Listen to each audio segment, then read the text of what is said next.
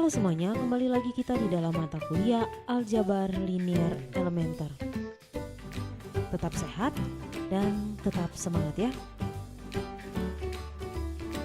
Kali ini kita akan belajar mengenai transformasi linear dari Rn ke Rm. Sebelum kita masuk ke dalam transformasi linear, kita harus tahu apa itu fungsi. Jadi kalau ada yang masih mengingat, fungsi itu adalah suatu aturan f. Kemudian dia mengasosiasikan atau menghubungkan setiap elemen dalam himpunan A dengan hanya tepat satu elemen dalam himpunan B. Jadi dia seperti ini.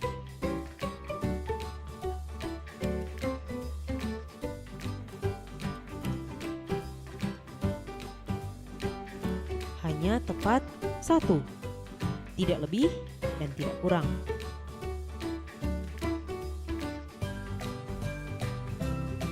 Nah, kemudian jika F mengasosiasikan elemen B dengan elemen A, maka kita menulis B sama dengan FA dan mengatakan bahwa B adalah bayangan atau image dari A. Karena di sini F atau FA adalah nilai atau value dari F pada A.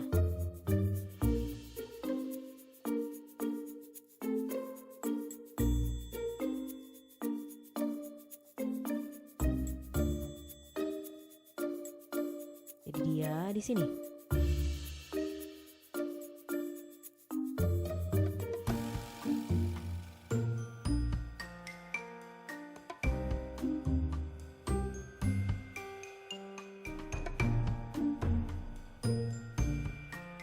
B sama dengan FA. Dia adalah apa? Adalah image dari A. Kemudian sekarang kita perhatikan bahwa semua himpunan di sini itu disebut dengan domain. Dan semua himpunan yang di sini, yang di B, dia disebut dengan kodomain. Kemudian suatu subhimpunan dari B yang terdiri dari semua nilai yang mungkin untuk F, ketika nilai A bervariasi sepanjang A disebut dengan range. Jadi range adalah subhimpunan dari B. Seperti halnya ini, nah ini range-nya, yang ini bukan range-nya.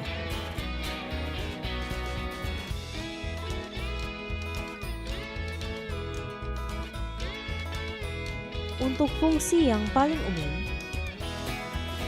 A dan B adalah himpunan-himpunan bilangan real, di mana F disebut bernilai real dari suatu variabel real. Jadi yang kita bahas di sini adalah yang bernilai real. Berikut ini adalah beberapa contoh dari fungsi. Dari fx, kemudian ada bentuk ini, fx sama dengan x kuadrat. Jadi dia fungsi bernilai real dari satu variabel real. Kalau dia seperti ini berarti dia dari R ke R. Kemudian kalau dia seperti ini, fx, y, perhatikan di sini 2, berarti dia R2. Nah kemudian dibawa ke dalam bentuk ini, fx, y sama dengan x kuadrat tambah y kuadrat, berarti dia ke apa? Ke dalam R. Kemudian yang ini ke sini. Nah, kalau untuk bagian ini dia dari Rn ke R.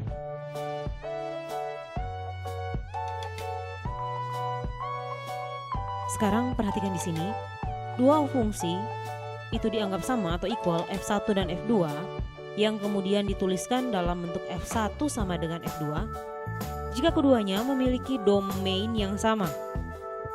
Jadi apa di sini? Jadi domainnya harus sama. atau daerah asalnya harus sama.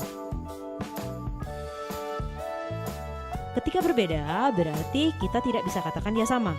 Misalnya yang satu domainnya adalah Rn, yang satu adalah R2. Jelas berbeda domainnya. Atau yang satunya adalah bilangan real, kemudian yang satunya adalah bilangan kompleks. Jelas berbeda, harus sama. Dan di sini F1A sama dengan F2A untuk semua A pada domain tersebut. Jika berbeda berarti kita tidak bisa kategorikan dia sebagai fungsi yang sama. Kalau yang tadi kita perhatikan dari Rn di sini ke R. Ini R3 ke R. Bagaimana dengan Rn ke Rm? Sekarang bagaimana dengan fungsi dari Rn ke Rm? Coba diperhatikan ya.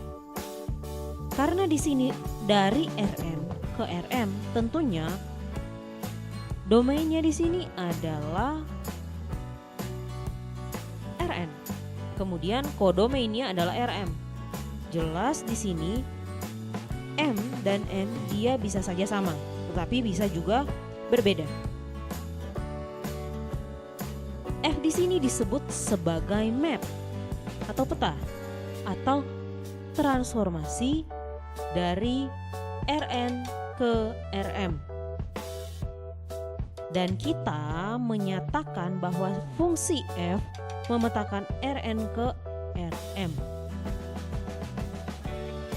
Rn ke Rm. Dan kita notasikan dengan bentuk seperti ini. Untuk contoh yang tadi dia juga sebenarnya merupakan transformasi. Nah, untuk apa? Untuk M yang sama dengan 1.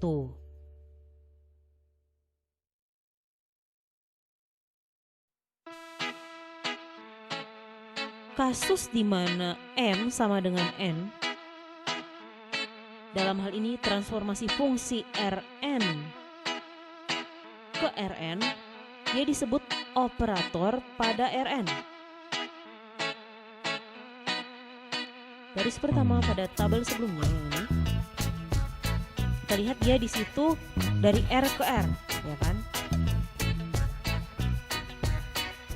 Berarti dia adalah suatu operator pada R. Sekarang perhatikan ini.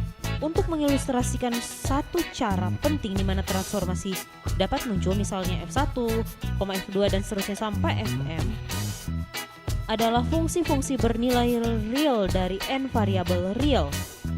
Misalkan ini.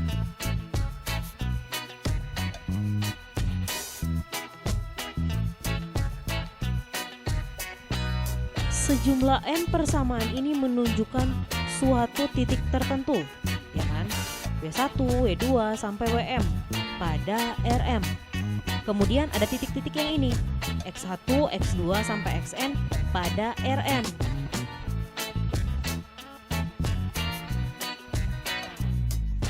Dan kemudian mendefinisikan suatu transformasi Rn ke Rm. Nah, kita menotasikan transformasi ini dengan T. Jadi kita menotasikan transformasi ini dengan T. Transformasi Rn ke Rm seperti ini.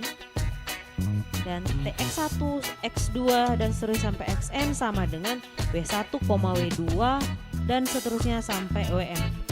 Coba perhatikan bentuk berikut ini agar lebih jelas mengenai bagaimana transformasi itu sebenarnya. Kalau dalam contoh ini dia dari R2 ke R3.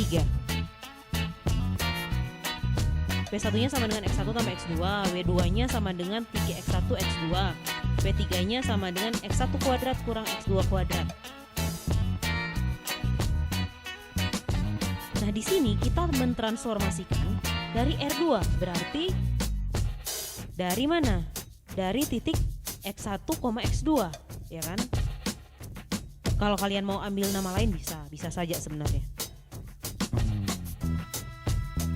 Nah, nanti akan diperoleh bentuk ini. Tx1, x2 sama dengan ini. W1 kan yang ini, W2 yang ini, kemudian W3 yang ini. Kalau kalian masukkan angka, misalnya di sini 1, -2, nanti akan diperoleh nilai ini. Cukup gampang bukan?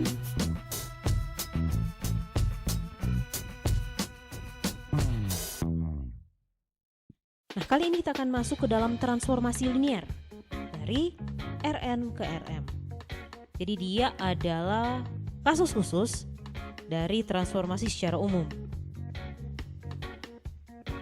Nah, transformasi linear dari Rn ke Rm dia didefinisikan oleh persamaan-persamaan yang berbentuk seperti ini. Kalian perhatikan, bentuknya di sini adalah linear. Kalau yang tadi ketika kalian perhatikan di situ ada yang kuadrat, ya kan? Kemudian ada x1 kali x2, tentunya di situ bukan linear. Nah, dia di sini persamaannya berbentuk linear. Nah, kalau ada yang masih mengingat mengenai matriks yang sudah kita pelajari sebelumnya, nah kita dapat menuliskannya di dalam bentuk seperti ini.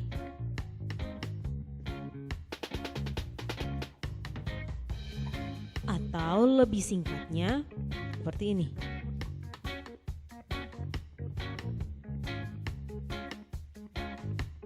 Matriks A sama dengan AIJ disebut matriks standar untuk transformasi linear T, dan T disebut perkalian dengan A.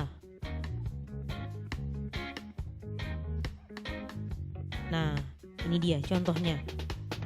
Bisa bandingkan kan dengan contoh yang pertama. Di situ masih berbentuk non-linear. Kali ini sudah berbentuk linear.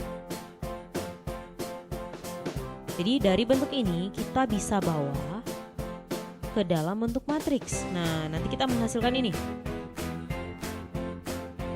Saya harap kalian sudah menguasai cara untuk mengubah bentuk sistem persamaan menjadi bentuk seperti ini ya, bentuk matriks.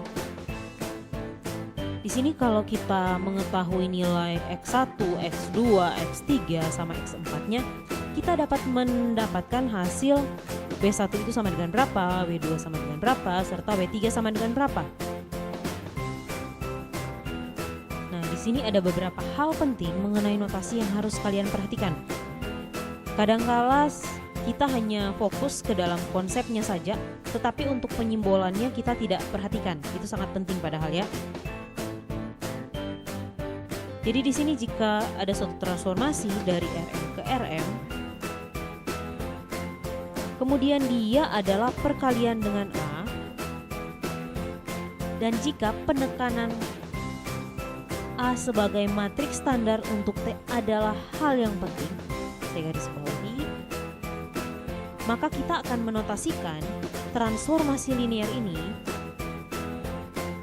menjadi bentuk seperti ini. Jadi kalau kita mau menekankan pada matriks A,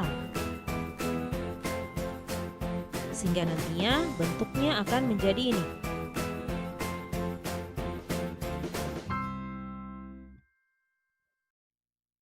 Nah, kalau kalian memperhatikan yang tadi, bentuk yang tadi sebenarnya sudah agak nampak. Vektor X pada Rn dinyatakan sebagai suatu matriks kolom. Selanjutnya, kadang-kadang tidak lazim untuk memperkenalkan suatu huruf baru untuk menotasikan matriks standar untuk transformasi linear. Nah, kalau seperti itu, bagaimana kita notasikan dengan ini? Kurung siku, sehingga TX-nya menjadi seperti ini.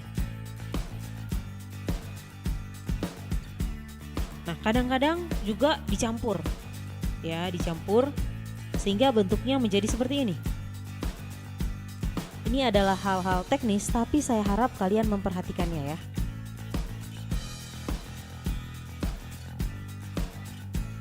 Selanjutnya, geometri dari transformasi linear.